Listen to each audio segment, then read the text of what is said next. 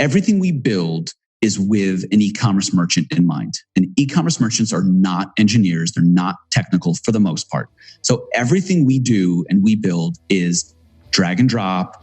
You don't need an engineer. You can do it all yourself.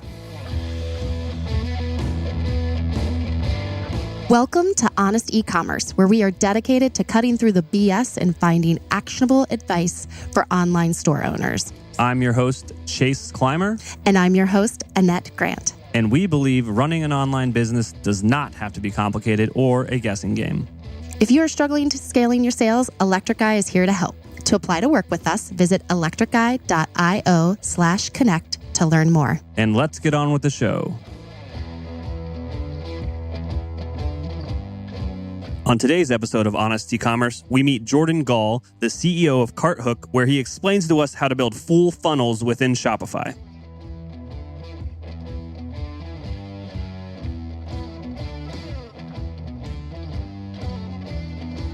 Welcome back to another episode of Honest E-commerce. Annette is out today doing something crazy that she'll talk about on the next podcast episode. So I'll just leave everyone wondering what's going on. But today I have a fantastic guest.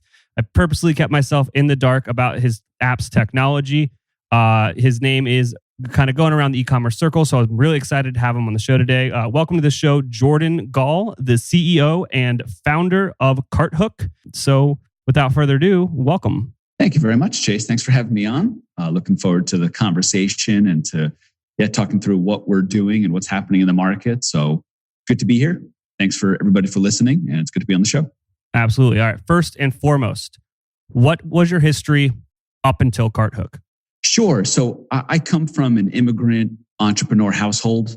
My parents brought us over from Israel when I was 6, and I watched my father be an entrepreneur. And growing up in that environment, it's hard to get away from it.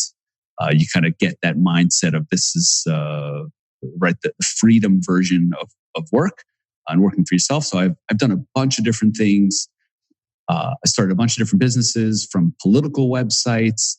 Eventually, I landed on an e-commerce business myself. So we did drop shipping, and then we had some inventory. And that's how I learned e-commerce, by running my own store, and did that for about 14 months before selling the business off, and then got into the software game. And I wanted to stay in e-commerce. I really identified some of the apps that we were using, chose one in particular. It was a cart abandonment app. And I said, hey, this thing is a piece of junk, but it makes me thousands of dollars every month. Maybe if I made a better version of a cart abandonment app, that would be a good business. And that's how CartHook started. That was our original idea before making our way over to the checkout product, which we're running now. Really would not have come up with that if we had not been in the market with our cart abandonment product first. Now, do you have a technical background? Are you familiar with kind of the more code side of things, or were you understood there was a problem and you were thinking creatively about solutions? Yes, so I'm not technical, and so what I always bring to the table is the merchant's point of view.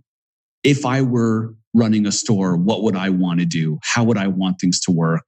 What freedom do I want? What things do I want the technology to leverage for me? So that's kind of like my role is the sales and marketing side, but really the real role is the voice of the merchant. What would I want if I were selling physical products online right now? And in many, many ways, all the things we're building now are all based on the way I ran our own e-commerce business. This is 8 years ago now, and a lot of it is still not built. And it feels strange that it's not built. I also feel very lucky that it hasn't been built, and I get to pay that part. So, could you tell us what that business was? Is it still around, that old e-commerce business? It's no longer around. I mean, we sold it off. The sites are still there, but I don't think they're still running it for whatever reason. I think they started moving toward Amazon. So what we were doing is we were looking at net shops that became Hayneedle, and CSN stores that then eventually became Wayfair. There's a possibility I have those exactly backwards, but you get the point. And what we were doing is looking at what their strategy was, And what they used to do before they consolidated into Hayneedle and Wayfair, they had a network of hundreds of very, very niche stores. And what we would do is keep track of where they were spending advertising money. And then we would kind of spin up like clone stores. So we had our own network of very, very niche stores. Our most successful stores sold solar lighting products.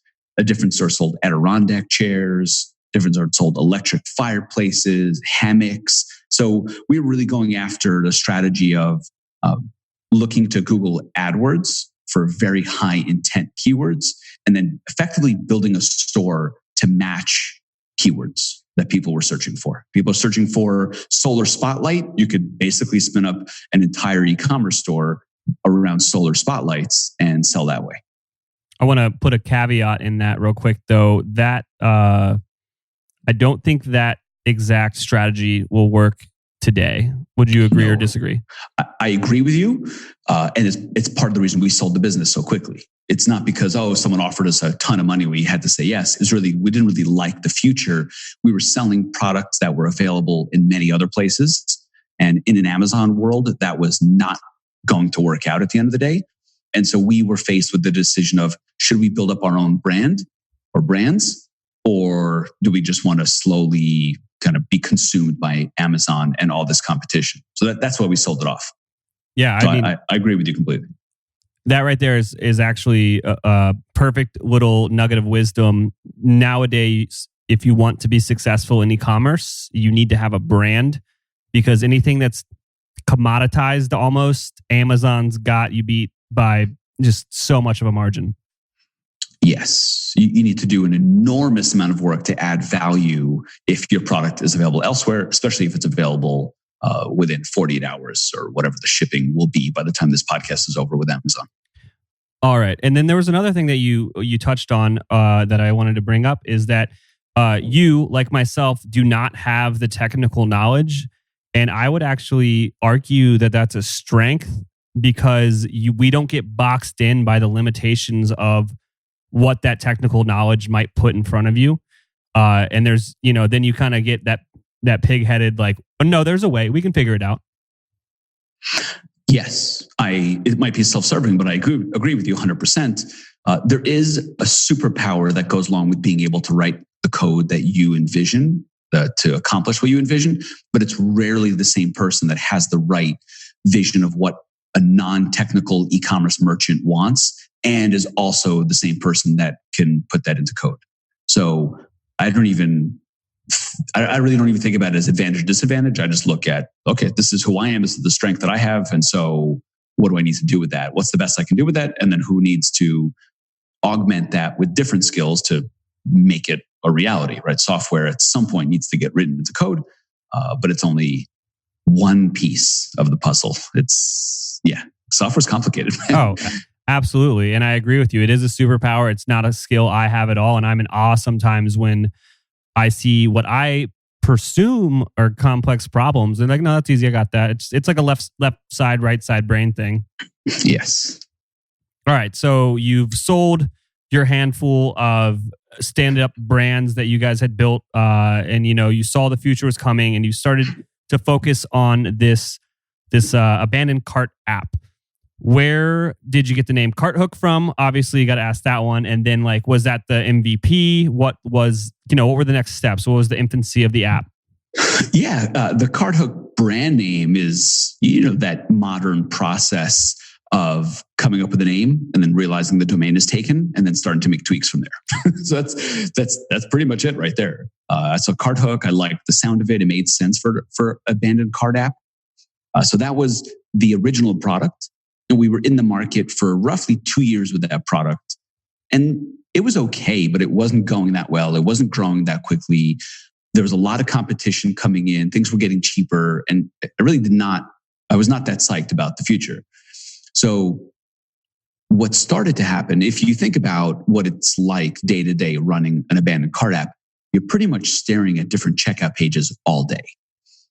If you combine that with the fact that when I ran my e-commerce business, I was the one responsible for conversion optimization. So I've been staring at product pages, shopping cart pages, and checkout pages for a year prior.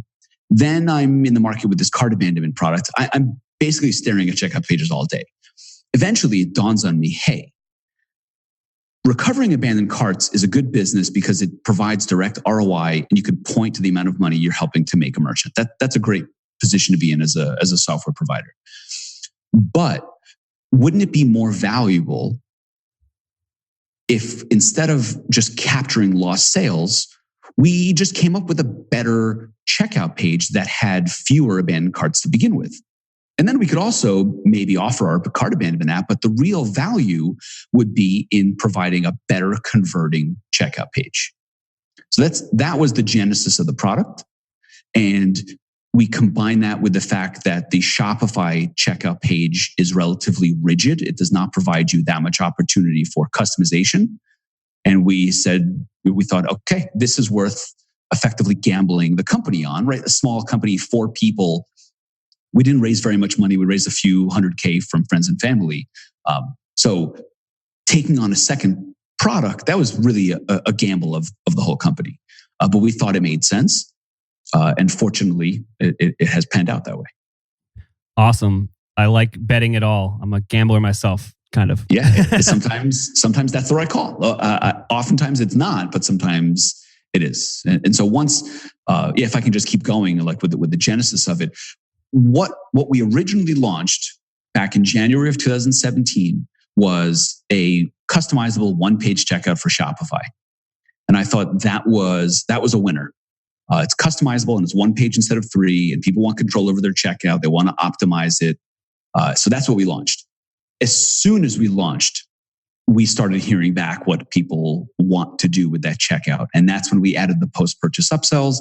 And that's when things really clicked. And we ended up processing $100 million in the first year of the product. That's amazing. And just going back to that gambler statement, I just think when you make decisions and you don't need to harp on them, it's that fail fast mentality. So I applaud you for that.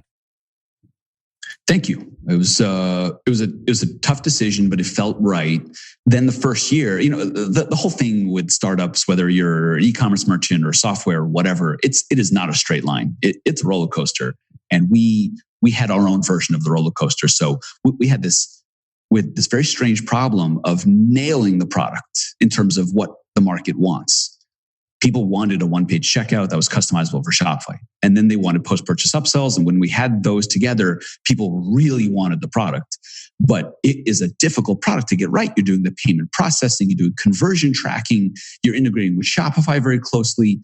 It was a difficult product to get right. So we had this mountain of demand that we could barely handle. So that was its own prison sentence. It's like all this demand, but can't really go fast enough to satisfy it. That was an unexpected position to be in. Usually when you're launching a product, you're expecting the demand generation to be the difficult problem. And in this scenario, it was keeping up with it as opposed to generating it. Support for our podcast comes from our friends at Simpler, a new way to staff 24/7 sales and customer service on your e-commerce store. It works with your existing email and chat platforms, so setup is quick and easy. Simpler's network of on-demand, U.S.-based Simpler specialists are standing by to answer your customers' most common questions. Set it up for free today and then turn it on or off depending on your customer volume. You only pay $2.25 for every resolution. No hidden fees, contracts, or minimums. Close more sales with Simpler by staffing your email and live chat around the clock with Simpler specialists. Start your free 7-day trial at simpler.ai/honest. That's simpler.ai/honest.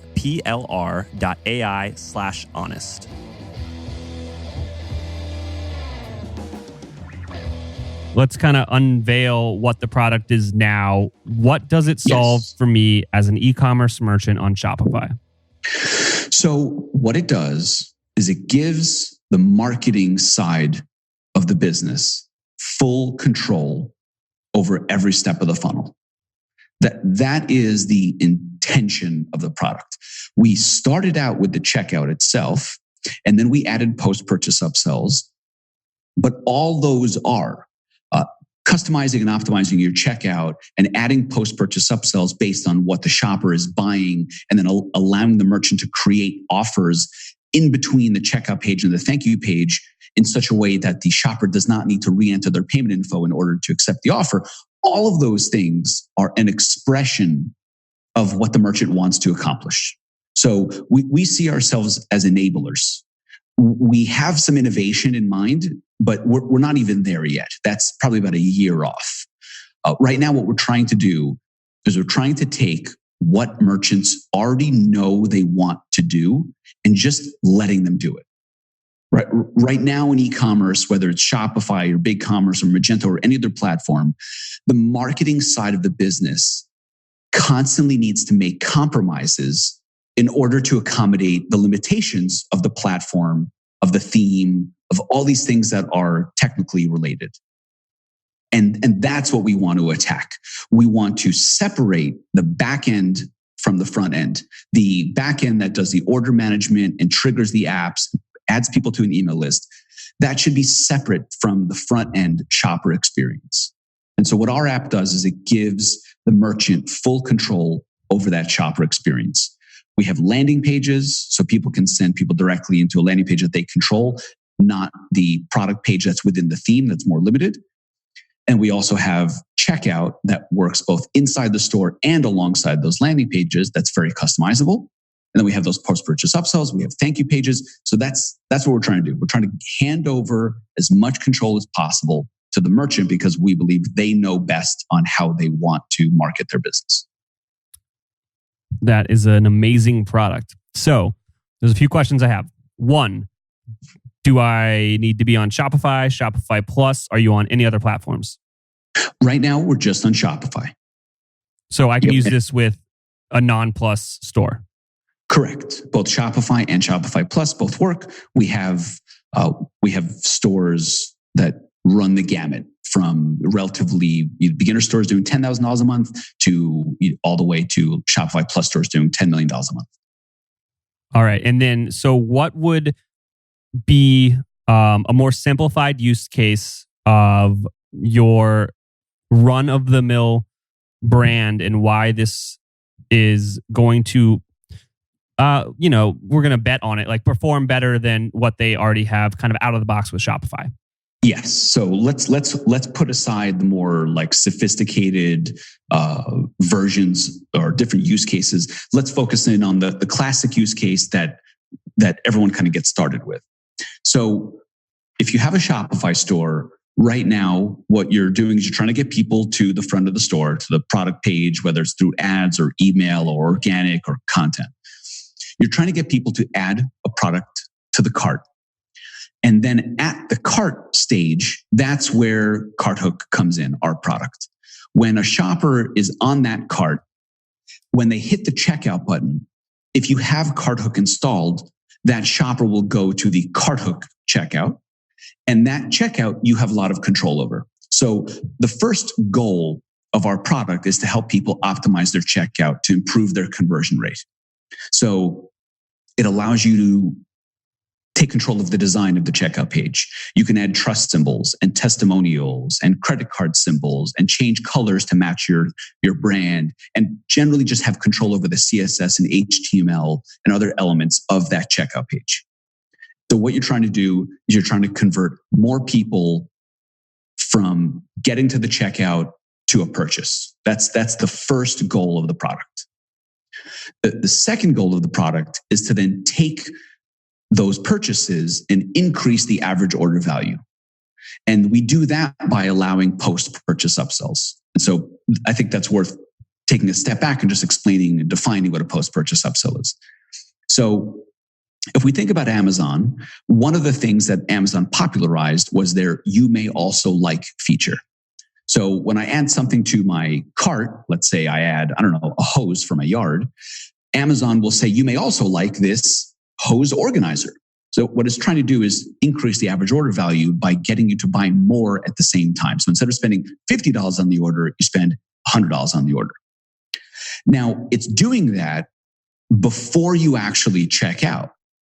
And what that means is it is introducing a new buying decision before you've actually made the purchase. So I have the hose in my cart. Now I'm looking at this hose organizer and I'm thinking to myself, maybe I need to go research and look at the reviews.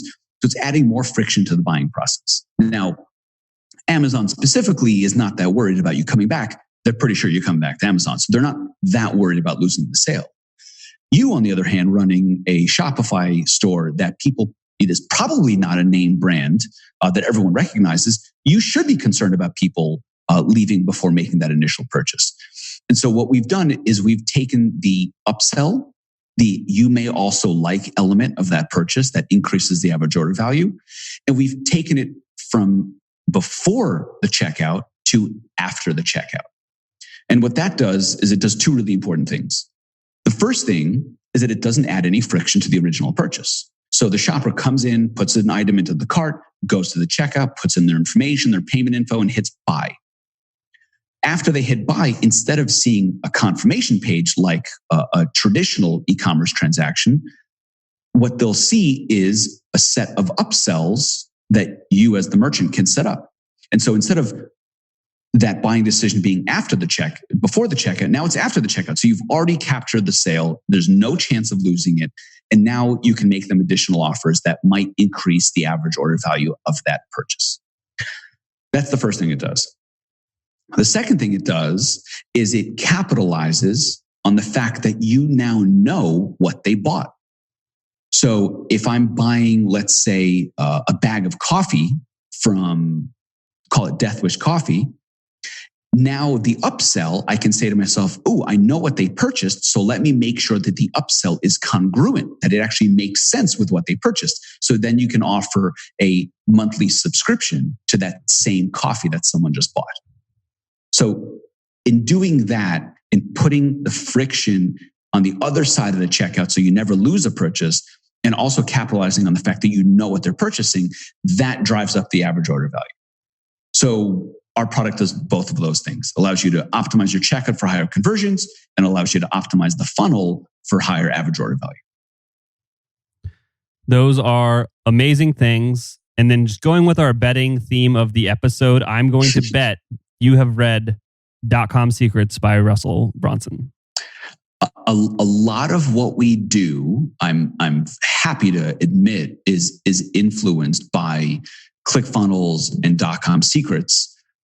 Yeah, if I can kind of dive into that for a second, I think it's interesting just historically on what happened to the e-commerce market over the past few years. Oh yeah, go ahead. The way I see it, e-commerce it's actually kind of stuck in the old ways. I mean, if you look at a store online, it still mimics the offline analogy.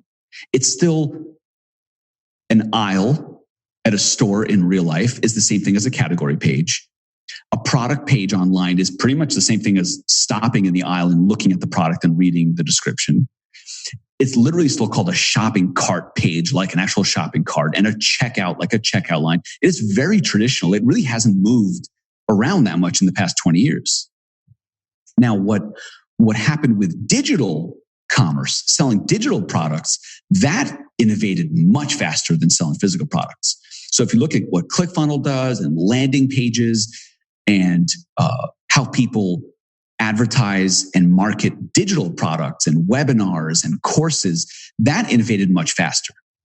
And so ClickFunnels really accelerated that by making it really easy to build landing pages, right? It's like Lead Pages did it first and then Insta Pages, and ClickFunnels kind of put it all together. So you're building entire funnels instead of just landing pages. So as that became more popular, at the same time, what was happening on the other side is that Shopify and its app ecosystem and all of these infrastructure services like shipping and delivery and so on, it made selling a physical product almost as efficient as selling a digital product. Right? These days, most people don't have a warehouse and aren't touching their physical products every day before shipping them out. It kind of goes sight unseen. You're just running an online store and maybe Amazon's doing the shipping for you or ShipBob or someone else. And so as that started to become more real, selling physical products started to draw the attention of the digital marketers. So the digital marketers, most notably using ClickFunnels, started selling physical products and started invading the Shopify ecosystem. And they brought with them all of the digital marketing strategies. And then they bumped into the fact that it's actually hard to accomplish those strategies when selling physical products. And that's where you start to get into something like CartHook, resembling ClickFunnels and resembling these strategies that digital marketers use. It's just that it's now being applied to in the context of selling physical products. For anyone that hasn't read .com Secrets, that is pretty much how I wrote the content strategy for Electric Eye. Just a quick fun fact there. And it's actually literally sitting 2 feet away from me in my bookshelf. Yeah, it's a good book. It's a great book. All right. So now to get into like some nerdy stuff. So you guys are just replacing the shopping cart. You're using probably a secondary checkout. And I'm going to guess it's powered by Stripe. Stripe is our biggest partner, but we also do Braintree, PayPal, Authorize, NMI, and so on. Cool. And then I'm assuming using that checkout comes with the pain of Shopify kind of taxing you to not use Shopify payments? Currently, no. Really? Yes. That is awesome. And I won't ask anymore. And then I got some other questions here. So this is just building out funnels is a super robust and powerful thing. And it takes a lot of strategy, and also I would just say like anytime that you're going to replace Shopify's checkout, that thing's tried and true. It's probably the most split tested checkout in history. Anytime you're going to replace that with something secondary, you better know what you're doing. Is like, I guess, only not just a word to the wise, I guess. Yes. So, and then a question comes along with that. With CartHook, how user friendly would it be for the average store owner? Do you recommend using an expert? Do you guys have experts on hand? Like, the implementation of this, anytime you're just dealing with money and payments, like, that's wild. I would always get an expert involved. So what's the implementation process? Yeah, so money and payments, I agree with you, is always tricky, and you want to be careful. And we are very careful. And so just to address what you said earlier, I think it's important to kind of face up to that fact. The Shopify checkout page, it works quite well, and it works everywhere on all devices all the time. So, right, you have to be able to say that and admit that. And we don't claim to just beat the Shopify checkout every time, no matter what, and just come over to us and immediately everything goes through the roof. That's not the case. Sometimes it takes work to beat it. Sometimes for whatever reason, whether it's demographic or audience or whatever, we never beat the Shopify checkout. Other times we beat it right away. So it's not 100% straightforward, and we don't make claims that it is. So going back to what you said earlier about like ease of use or customization or like the implementation process, everything we build is with an e-commerce merchant in mind. And e-commerce merchants are not engineers. They're not technical for the most part. So everything we do and we build is drag and drop. You don't need an engineer. You can do it all yourself. And then at the same time, we also give access to things like HTML and CSS and JavaScript and global scripts and integrations with little data and so on. So our biggest merchants usually have on staff an engineer or an agency that they're working with, and that gets pretty technical. But for the most part, the majority of our customers don't need a developer, and they come on board, and it's just like any other Shopify app. You hit connect and you're done. And there's no additional work beyond that other than the integrations that you want to use. So it is not technical in nature, but it gets technical if you want to start looking under the hood and manipulating things. Yeah, that's what I was kind of assuming. And just to tell everyone again, I have not used the app, and I purposely haven't used the app for this interview. And I also want to thank Jordan for admitting and being honest, going with the name of the show about kind of, Shopify's cart versus their cart, and just telling it like it is. And, I think being honest is easier than being a salesman. Yeah. It's almost like it seems obvious, right? But I don't know. Maybe it's not obvious to everyone, but it seems obvious that we set the expectations properly. What we aim to do is provide good ROI. That is ideally by both beating the Shopify conversion rate on the checkout and also increasing the average order value. But sometimes that comes with an increase in the average order value that's large enough to overcome any dip in the conversion rate, and it still gets you positive ROI. And if you're doing significant volume, then that ROI becomes significant pretty quickly. Absolutely. So with this app, it's super powerful. You already mentioned an integration with little data. We had Ari on a few weeks ago. Are there any other integrations that you guys have already built out or in the pipeline? Yes, one of the important things about the Shopify ecosystem and how it differs from other ecosystems is that it used the app partnerships to really extend the platform and allow merchants to accomplish what they want. And so it is an absolute requirement for us to work with a lot of different apps. So a lot of Shopify apps just work. You just go in and it works, like your discount apps and your rewards apps and so on. It just works. You don't have to do anything. And then other partners we kind of identify as really critical, and they might have a lot to do with the checkout itself. And that's where we build specific integrations. A good example is Recharge. So Recharge is one of our most important app partnerships. It allows for subscription billing. You can do subscriptions on the checkout. You can upsell people into a subscription on the upsell pages. So that's one of our critical apps that we integrate with. That's a good example. Yeah, I actually went into that with the knowledge that you guys worked with Recharge. It was a loaded question. No, that's a really important one. A large percentage of our merchants also use Recharge for subscriptions, and it's part of e-commerce strategy these days to get higher lifetime value. And the best way to do that is to get people on the subscription. Absolutely. And before we kind of part ways here, I have one last question for you. Sure. Where do you think things are going with e-commerce in 2019 and beyond? Sure. So I think this is a perfect segue. I was hoping to be able to talk about a little bit of the more sophisticated side of the app. And this goes along well with it in context. So thank you. So a lot of what's happening in 2019 in e-commerce is being driven by the fact that the cost to acquire a customer is going up. And Facebook ad costs going up, Instagram ads, YouTube, everything's getting more expensive. And it puts a lot of pressure on the merchants to optimize and to really dial in their spend. It's not as simple as, well, let's just blast, $1,000 a day in Facebook ads and we'll do well. It's not like that anymore. You have to do well on the creative, on the messaging, on the brand building.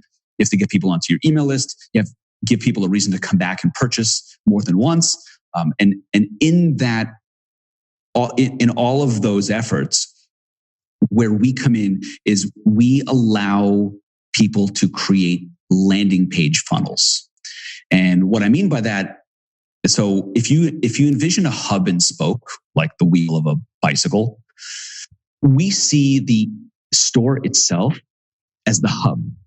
That is where people read about you in a news article and click over and buy something. It's where your returning customers go without you doing anything, and they just organically put in the store name and the URL and buy. But what we see happening in some of our most successful merchants doing is they are creating a lot of spokes, a lot of entry points into the store. And here's what I mean by that. Right now, the typical scenario is that if you're driving traffic from Instagram, Facebook, YouTube, and let's call an influencer, all of that traffic right now is going to the same product page in your Shopify store. And we think that does not make sense. If I'm a digital marketer and I'm promoting a webinar, I'm not sending you to my homepage where a section of it talks about the webinar. I'm sending you to a dedicated landing page about the webinar that gives you an option to either sign up for the webinar or hit the back button.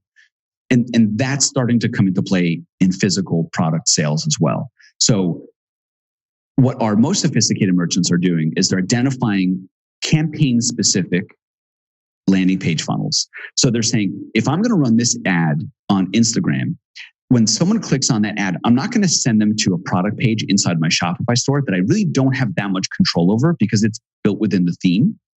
I'm going to send it to a landing page that's fully dedicated to that specific product. I'm going to remove the navigation. I'm going to remove the footer. I'm going to zero in on the decision on whether to put this into the cart or hit the back button. And so what our app allows people to do is just that. You can build a landing page without the distraction of the store itself. And that leads directly into the checkout. And what that means is that checkout is specific to that campaign. Nobody's going to see that checkout if they didn't click through that ad and get to that landing page and get to that checkout page. And then the upsells make sense with it. The thank you page makes sense with it. So it's a bit of a foreign concept, but right now we have merchants that have hundreds of different funnels and hundreds of different checkout pages that all lead into the same Shopify backend. So as you get more sophisticated and spend more on ads and are trying to dial it in, the more control you want over every step of the funnel. And that's what we're enabling. So it really unshackles the marketing team from being reliant on the theme and people making changes to the theme. They can just do whatever they want and spin up as many funnels as they want. I love that because I'm a giant nerd marketer. All right. So I'm going to put a guess out there. Is dynamic copy or smart messaging on the product roadmap? It used to be on our product roadmap, and it's now shifted over to an app partnership. So we have a lot of app partnerships, and we're starting to zero in on what is core to our product and what we really should offload to an app partnership. So we have an app partnership coming out with Crazy Egg, which will allow A/B testing and dynamic content and all that good stuff. And we think that they're going to do a better job at that while we focus on the core functionality. Again, with the just amazing focus on what you're good at. I love that. Yeah, and also just the dynamic messaging. Having 100 funnels sounds awesome, but it sounds like 100 times the work. If you could just figure out how to do that same thing dynamically, you just have to build one. Yep, makes sense. Absolutely. Awesome. Well, is there anything else that you want to leave with our audience before we sign off here? No, that's it. I just want to say thank you. And I think there are a lot of bright days ahead for e-commerce. Yeah, I think we're just, it feels like we're pretty late in the game, but it's not. It's still a relatively very small percentage of all retail. And that number is going to go up significantly in the next 10, 20 years. So things are just getting started. I think there are bright days ahead for the e-commerce field. Awesome. I can't wait to ride this roller coaster with you. Cool. Thanks very much. Thanks for having me on, and thanks for listening, everybody. We can't thank our guests enough for coming on the show and sharing the truth. Links and more will be available in the show notes. If you found any actionable advice in this podcast that you'd like to apply to your business, please reach out at electriceye.io/connect. Please make sure to subscribe on Apple Podcasts, Spotify, or your podcast app of choice.